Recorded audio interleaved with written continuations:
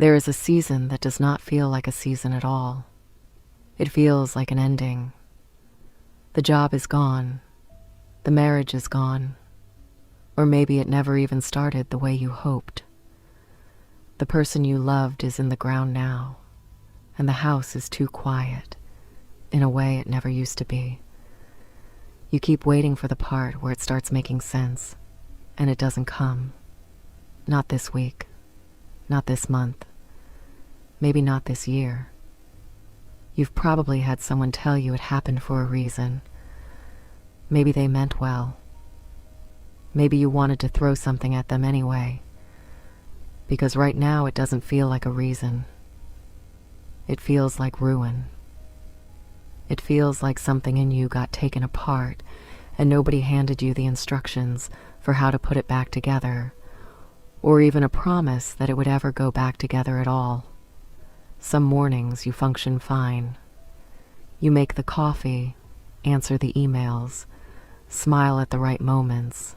And then something small, a song, a smell, an offhand comment from someone who has no idea, knocks the wind out of you all over again, and you remember you're still standing in the wreckage, even while everyone around you assumes you've moved on. Here's the thing nobody tells you fast enough, because it can't be rushed and it shouldn't be said too soon. Some seasons are not designed to destroy you. They are designed to break you open. There's a real difference between the two. Even though from the inside, in the middle of the night, they can feel exactly the same. Breaking down leaves you in pieces with nowhere to go. Breaking open leaves you exposed to something you couldn't access any other way. Depth, compassion, a faith that finally has some weight to it. A purpose you never would have found on the easy road. Today, we're going to walk through 5 truths from Scripture about what God does inside seasons that look, from the outside, like pure destruction. 5 moments where breaking wasn't the end of someone's story. It was the doorway into the next one. Let's walk through them together, slowly, because this isn't the kind of truth that survives being rushed. The first truth is that some encounters with God leave you limping, and the limp is proof something real actually happened.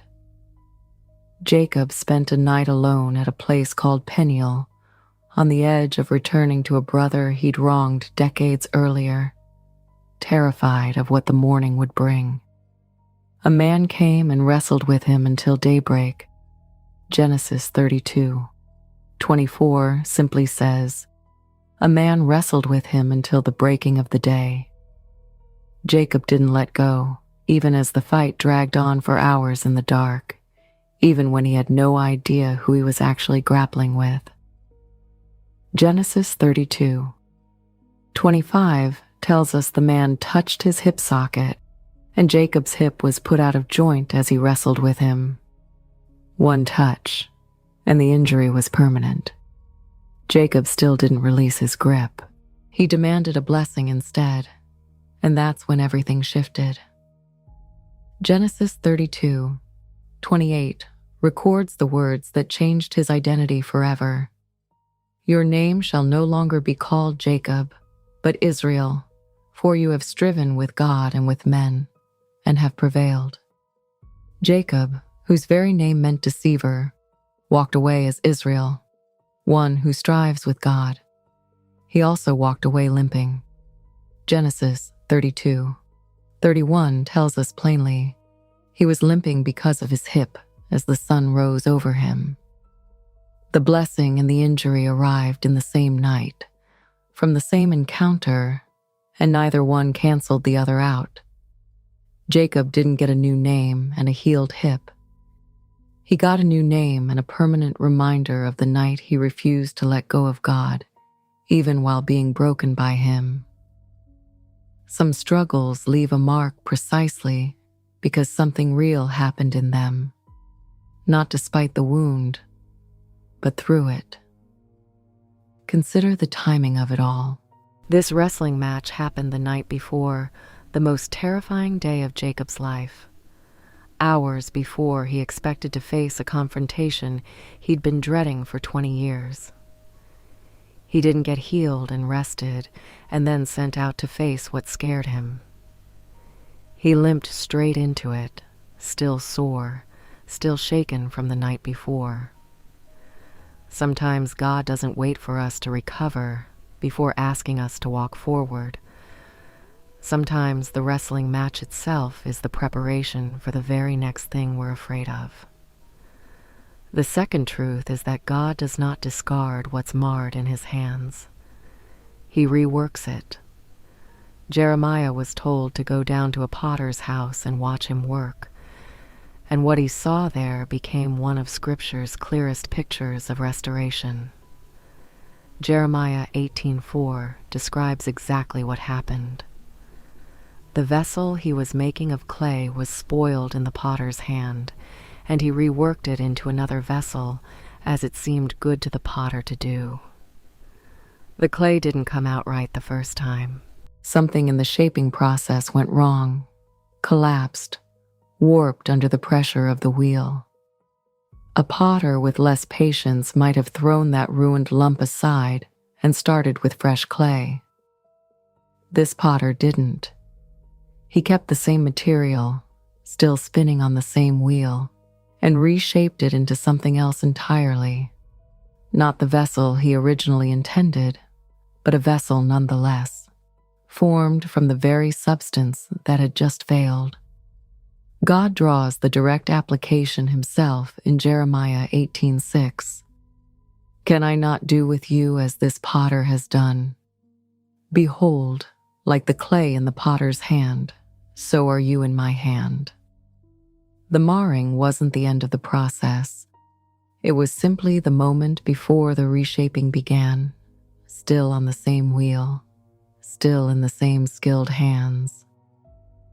Notice, too, what Jeremiah was told to actually do with what he witnessed. He wasn't sent to the potter's house for a private lesson to keep to himself.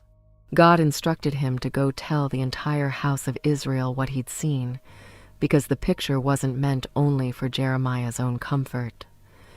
It was meant to be passed on to a whole nation that felt collapsed and marred by exile, so they could recognize their own unraveling as material still in the potter's hands, rather than evidence of being finished with altogether. The third truth is that fruitfulness on the other side of loss requires something in us to actually die first, not merely survive. Jesus described it in agricultural terms, so plain a child could picture it. Truly, truly, I say to you, unless a grain of wheat falls into the earth and dies, it remains alone. But if it dies, it bears much fruit. John 12:24. A single seed, left intact and untouched, stays exactly what it is. One seed, alone, permanently. It has to be buried. It has to break open underground, unseen, before anything multiplies. Farmers in the ancient Near East understood this instinctively in a way most of us have lost touch with. You don't get a harvest by admiring the seed in your hand. You get a harvest by burying it somewhere dark, where it looks, for all practical purposes, exactly like it's gone. There's no visible stage in that process that looks like progress. And yet that invisible collapse underground is the entire mechanism multiplication depends on. Jesus wasn't only describing wheat, he was describing his own death just verses later, and by extension, describing every season in your life that feels like burial rather than progress. What looks like an ending underground is very often the exact condition fruit requires. Think about what actually happens to a seed once it's buried. It doesn't stay intact and simply sprout a stem out the top like a costume change. The outer shell splits apart completely. The seed as it existed before is genuinely gone, its structure broken down, and redirected into roots reaching downward and a shoot reaching up, neither of which existed in the seed's original form. What comes up out of the ground isn't the seed wearing a new outfit. It's something new that could only exist because the seed stopped existing in its old form first. The fourth truth is that devastating loss can become the very road that leads to a restoration you could never have written for yourself. Naomi left Bethlehem with a husband and 2 sons during a famine and returned years later with neither. Ruth 1:3-5 lists the losses plainly. Her husband Elimelech died, and then both her sons, Mahlon and Chilion, died as well, leaving her with 2 foreign daughters-in-law and nothing else.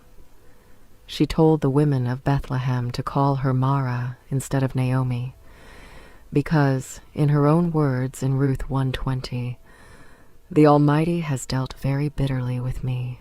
Her daughter-in-law Ruth refused to leave her, choosing instead the words recorded in Ruth 1:16, "Where you go, I will go, and where you lodge, I will lodge. Your people shall be my people, and your God, my God." 2 grieving widows walked back into Bethlehem with nothing but each other. Arriving, Ruth 1:22 tells us, at the beginning of barley harvest, a detail easy to skip past, and yet it's the hinge the entire story turns on. Ruth gleaned in the fields of a man named Boaz, a close relative of Naomi's late husband, who eventually redeemed her as his wife. Ruth 4:17 tells us the son born to them, Obed, became the grandfather of Jesse, the father of King David.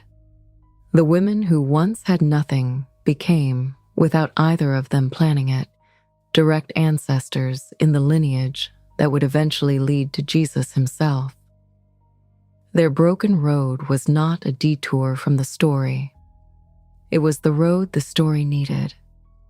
Notice how ordinary the middle of that story actually looks.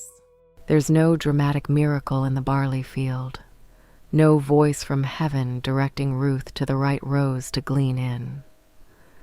Just a widow doing hard, unglamorous work day after day, gathering leftover grain behind the harvesters because it was legally hers to gather, and there was nothing else to do but keep showing up. Restoration, in Ruth's case, didn't arrive as a single thunderclap.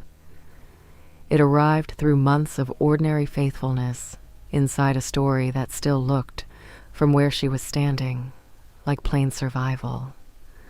The fifth truth is that God does not always remove us from the fire, but He is present inside it with us. And what's meant to destroy us can end up only burning away what was binding us. King Nebuchadnezzar ordered Shadrach, Meshach, and Abednego thrown into a furnace heated 7 times hotter than usual, according to Daniel 3:19, for refusing to bow to his golden image. The heat was so extreme it killed the soldiers who threw them in. And yet, when the king looked into the flames, he saw something that stopped him cold. Daniel 3:25 records his own astonished words. "I see 4 men unbound, walking in the midst of the fire, and they are not hurt, and the appearance of the 4th is like a son of the gods." When they came out, Daniel 3:27 tells us exactly what the officials found. The fire had not had any power over the bodies of those men. The hair of their heads was not singed, their cloaks were not harmed, and no smell of fire had come upon them. Notice the detail the king mentioned before they ever stepped out. They went in bound and were seen walking unbound in the fire. The only thing the flames actually burned away were the ropes that had restrained them in the first place. Everything meant to destroy them left them more free than they were before they walked in. Consider, too, what Nebuchadnezzar himself said just moments later in Daniel 3:28, praising the God who sent his angel and delivered his servants who trusted in him. A furnace built by a pagan king to eliminate 3 men of faith became, instead, the very stage where that same king ended up publicly declaring the power of their God. The fire that was supposed to prove Nebuchadnezzar's authority over them instead proved something entirely different. In front of the exact audience it was built to intimidate. Let's gather these 5 truths together. Jacob wrestled through the night at Peniel and walked away limping, but carrying a new name he could not have received any other way. The potter didn't discard the marred clay. He reworked the same material into something else on the very same wheel. The grain of wheat had to fall into the ground and die before it could bear any fruit at all. Naomi and Ruth walked home with nothing but each other, and that broken road became the very path to restoration and an unimaginable legacy. And Shadrach, Meshach, and Abednego walked into a furnace bound and walked out unbound, because the fire only had power over what had been holding them captive. Every one of these seasons looked like destruction from the outside. Every one of them was actually the beginning of something none of them could have written themselves.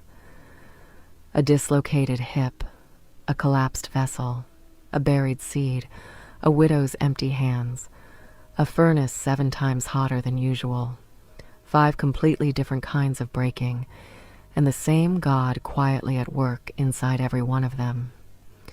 Let's bring all of this before God now, honestly, without rushing past the parts that still hurt. Father, we come to you tonight, in the middle of seasons that do not feel like seasons at all. Some of us are grieving someone we were not ready to lose. A parent, a spouse, a friend whose absence still catches us off guard in ordinary moments, reaching for the phone to call them before we remember. Some of us are grieving something less visible, a dream that died quietly, a version of our life we thought we'd be living by now that simply isn't happening. We're not going to pretend it doesn't hurt tonight. It does. We bring that honestly to you instead of performing peace we don't actually feel yet. We think of Jacob wrestling through an entire night and coming out limping. And we confess that some of us have been wrestling with you too, angry about the diagnosis, the divorce, the child who stopped speaking to us, the years that didn't go the way we prayed they would. We haven't always fought fair, God. We've held on with clenched fists and demanded answers instead of blessing sometimes. Meet us in that struggle anyway. If we walk away limping from this season, let it be because something real happened between us, not because we were simply crushed by it. And whatever confrontation is waiting on the other side of tonight's wrestling, a hard conversation, a decision we've been avoiding, a relationship we don't know how to face, give us the strength to walk into it exactly as we are, wounds and all, instead of waiting for a healing that hasn't come yet. We think of the potter reworking the very clay that collapsed under his hands, rather than throwing it aside for something newer.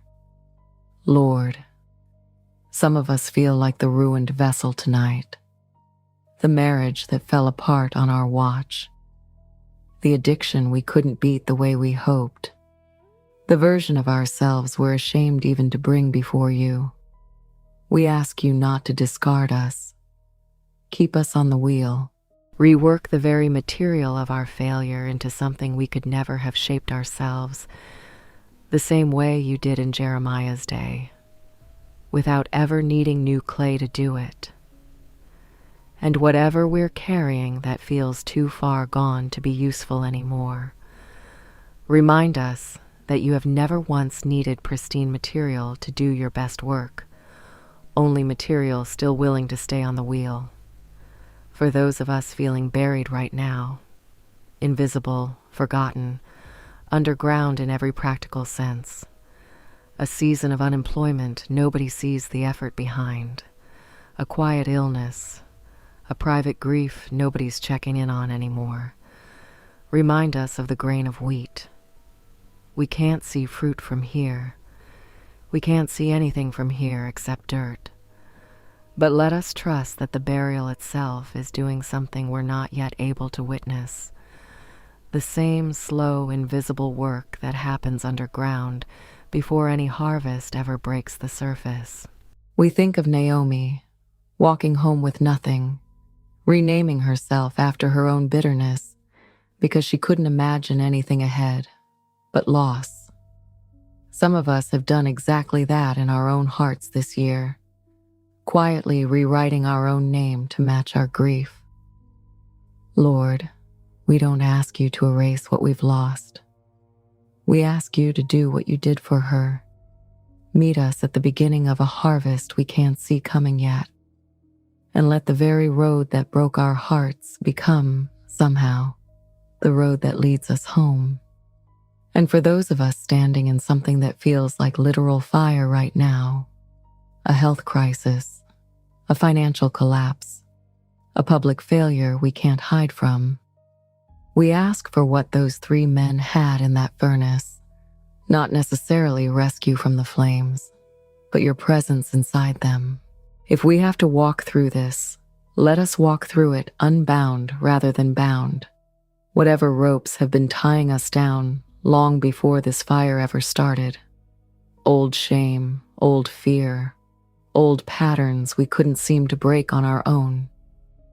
Let the flames take those instead of taking us.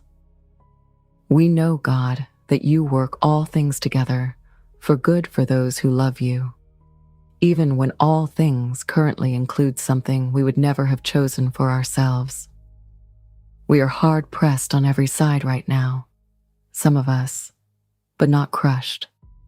Perplexed, but we are not in despair, even on the nights it feels close to it.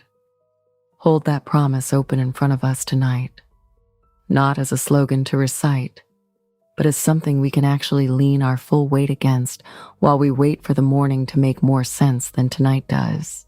We ask this in the name of Jesus, who was himself the grain of wheat that fell into the ground, who wrestled in a garden the night before his own breaking, and who walked out of a tomb proving that nothing broken in his hands stays broken forever. Amen. Before we close, hold on to these words. Genesis 32:28.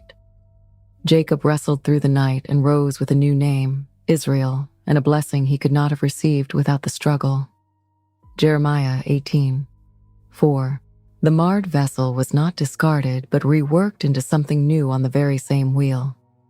John 12:24. Unless a grain of wheat falls into the earth and dies, it remains alone, but if it dies, it bears much fruit.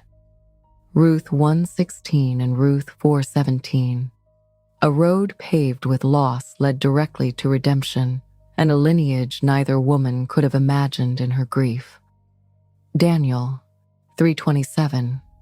3 men walked into a furnace bound and walked out, with not even the smell of smoke on their clothes. And above all of it, hold on to these 2 together. Romans 8:28. And we know that in all things God works for the good of those who love him, who have been called according to his purpose. And 2 Corinthians 4:8-9. We are hard pressed on every side, but not crushed, perplexed, but not in despair, persecuted, but not abandoned, struck down, but not destroyed. Pressed does not mean crushed. Struck down does not mean destroyed. Whatever season has you feeling taken apart right now, it was never meant to end you. It was meant to open you. Not crushed, not abandoned, not destroyed. Held, even here, even now, even in the middle of the part that still doesn't make sense. If this word reached the exact season you're standing in, take 30 seconds and write it below. not the whole story, just the one word for what's breaking right now. Someone else scrolling past tonight needs to see they're not the only one. Pass this along to a person you know who's quietly falling apart behind a smile that isn't telling the truth. And if you want more words like this one waiting for you on the harder nights ahead, this is a good place to stay a while. Whatever is breaking in you right now, it is not the end of your story. It is the opening of the next one.